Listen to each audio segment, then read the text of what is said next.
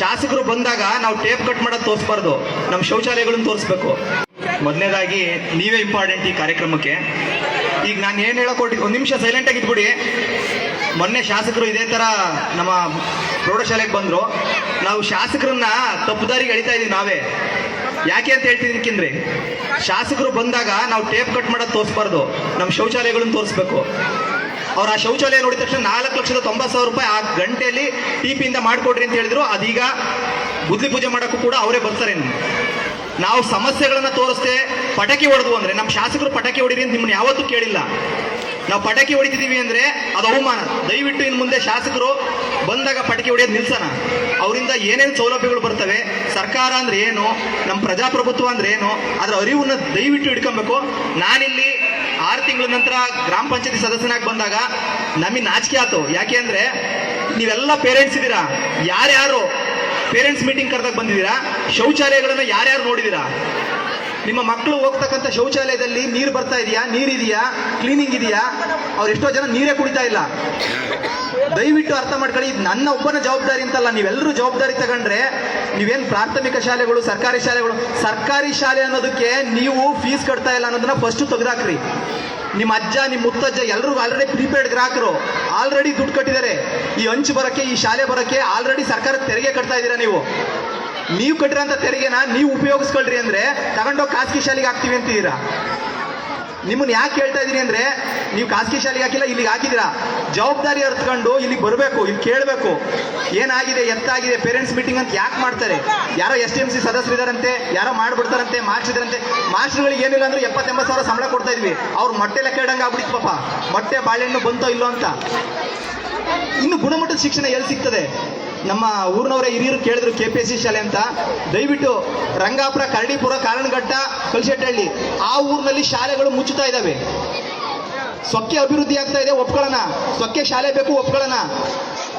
ಆಡಳಿತ ವಿಕೇಂದ್ರೀಕರಣ ಆಗಬೇಕು. ಆದರೆ ನಮ್ಮ ಊರಿನ ಮಕ್ಕಳು ಮತ್ತೆ ಅಲ್ಲಿಂದನೇ ಯಾವುದೋ ವ್ಯಾನಾಗೋ ಬಸ್ಸಾಗೋ ಬಂದು ಇಲ್ಲಿ ಪಾಠ ಕಲಿಯೋದಕ್ಕಿಂತ ಆಯಾ ಊರಲ್ಲಿ ಆಯಾ ಶಾಲೆ ಇರಬೇಕು. ನೀವು ಯಾವ ಊರಿಂದ ಎಲ್ಲೆಲ್ಲಿಂದ ಬರ್ತಿದ್ದೀರೋ ನಿಮ್ಮೂರು ಶಾಲೆ ಮುಚ್ಚಾಕಿ ಇಲ್ಲಿ ಬರ್ತಿರೋದು. ನಾನು ಇದನ್ನು ಹೊಗಳಕಣಕ್ಕೆ ಹೇಳ್ತಾ ಇಲ್ಲ, ನಮ್ಮೂರವ್ರು ಅಭಿವೃದ್ಧಿ ಮಾಡಿದೀವಿ ಅಂತ ಹೇಳ್ತಾ ಇಲ್ಲ. ನಿಮ್ಮೂರಲ್ಲಿ ಶಾಲೆ ಮುಚ್ಚೋಗ್ತಾ ಇದ್ದೀನಿ, ನಿಮಗೆ ಅರ್ಥ ಆಗ್ತಾ ಇಲ್ಲ. ಎಲ್ಲ ಊರಲ್ಲೂ ಎಲ್ಲರೂ ಕೂಡ ಜವಾಬ್ದಾರಿ ತಗೊಂಡ್ರೆ ಆಯಾ ಗ್ರಾಮ ಪಂಚಾಯಿತಿಯಿಂದನ ಶಾಲೆಗಳಿಗೆ ಬರುವಂಥ ಅನುದಾನಗಳನ್ನ ನೋಡ್ಕೊಂಡು ಕೆಲಸ ಮಾಡ್ಬೋದು. ನೀವು ಮಕ್ಕಳನ್ನ ಡಾಕ್ಟ್ರು, ಇಂಜಿನಿಯರು ಇನ್ನೇನೋ ಓದಿಸ್ತೀವಿ ಅನ್ನೋದಲ್ಲ. ಮಕ್ಕಳಿಗೆ ಕಲಿಸಬೇಕಾದಂಥ ವಿದ್ಯೆಗಳು, ಶಿಕ್ಷಣ ಅಂದರೆ ಬೇರೆ ಇದೆ, ಶಿಕ್ಷಣದ ಆಯಾಮಗಳು ಬೇರೆ ಇದೆ. ಶಿಕ್ಷಣ ಅಂದರೆ ಕೇವಲ ಪುಸ್ತಕದಲ್ಲಿ ಓದೋ ಬದನೆಕಾಯಿ ಅಲ್ಲ. ಮಕ್ಕಳಲ್ಲಿ ಇವತ್ತು ನೋಡಿ 350 ಜನ ಇದ್ದಾರೆ. 350 ಜನಕ್ಕೂ ಎಲ್ಲಿ ಟೈಮ್ ಕೊಡೋಕ್ಕಾಗುತ್ತೆ ಮಾಸ್ಟರ್ಗಳು? ಅದ್ರ ನಡುವೆ ಮೊಟ್ಟೆ ತರಕ್ಕೆ ಹೋಗ್ಬೇಕು, ಒಬ್ಬರೇ ಹೋಗೋಕ್ಕಾಗಲ್ಲ, ಇನ್ನೊಬ್ರ ಜೊತೆ ಕರ್ಕೊಂಡು ಹೋಗ್ಬೇಕು.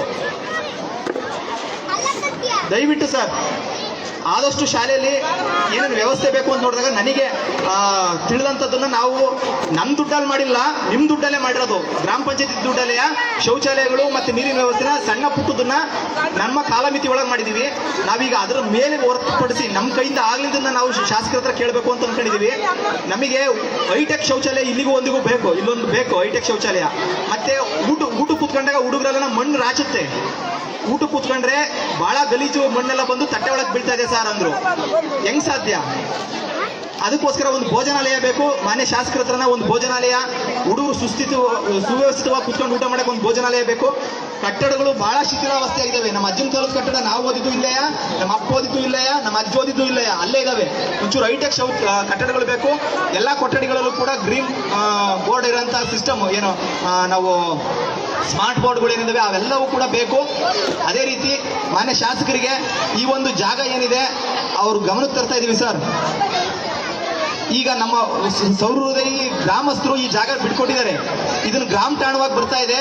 1 ಎಕರೆ 10 ಗುಂಟೆ ಏನಿದೆ, 1 ಎಕರೆ ಏನಿದೆ ಪಕ್ಕದ ಜಾಗನೂ ಕೂಡ ಎಲ್ಲ ಗ್ರಾಮಸ್ಥರು ಬಿಟ್ಕೊಟ್ರೆ ಗ್ರಾಮ ಪಂಚಾಯತಿಂದ ನಿಂತ್ಕೊಂಡು ಅದನ್ನ ಪೂರ್ತಿಯ ನಿಮ್ಮದೇ ದುಡ್ಡಲ್ಲಿ ಅಭಿವೃದ್ಧಿ ಮಾಡಿ ಒಂದು ಒಳ್ಳೆ ಆಟದ ಮೈದಾನ ಮಾಡ್ಕೊಡ್ತೀವಿ. ದಯವಿಟ್ಟು ಎಲ್ಲರೂ ಸಹಕರಿಸ್ರಿ ಅಂತ ಈ ಮೂಲಕ ಕೇಳ್ಕೊಳ್ತಿದ್ದೀನಿ. ಇನ್ನು ಏನೇ ಬೇಡಿಕೆ ಇದ್ರು ಕೂಡ ದಯವಿಟ್ಟು ಪೇರೆಂಟ್ಸು ಬಂದು ಮಾಸ್ಟರ್ಗೆ ಇದು ಆಗ್ಬೇಕು, ಇದು ಹೋಗ್ಬೇಕು, ಇದು ಹಿಂಗಲ್ಲ, ಹಿಂಗ್ ಬದಲಾಗಬೇಕು ಅಂತ ಹೇಳೋದ್ ಕಲೀರಿ. ಇವತ್ತೊಂದ್ ದಿವಸ ಜಿಗಿ ಲೈಟ್ ಹಾಕೊಂಡು ಮಾರನೇ ದಿನ ಎಲ್ಲ ಟಾಯ್ಲೆಟ್ ಅಲ್ಲಿ ನೀರಿಲ್ಲಂತೆ, ಅದಿಲ್ಲಂತೆ, ಇದಿಲ್ಲಂತೆ, ಹಿಂಗ್ ಆಗ್ಬಾರ್ದು. ಇನ್ನೂ ಕೂಡ ನಾವು ತಪ್ಪು ಮಾಡ್ತಾ ಇದೀವಿ. ತಪ್ಪನ್ನ ಸರಿಪಡಿಸ್ಕೊಳ್ರಿ. ನೀವೆಲ್ಲ ಟ್ಯಾಕ್ಸ್ ಕಟ್ಟಿದಿರಾ, ಸರ್ಕಾರಿ ಶಾಲೆ ನಿಮ್ ಶಾಲೆ, ಇದ್ರ ಮೇಲೆ ನಿಮಗೆ ಬಿಟ್ಟಿದ್ದು. ಧನ್ಯವಾದ.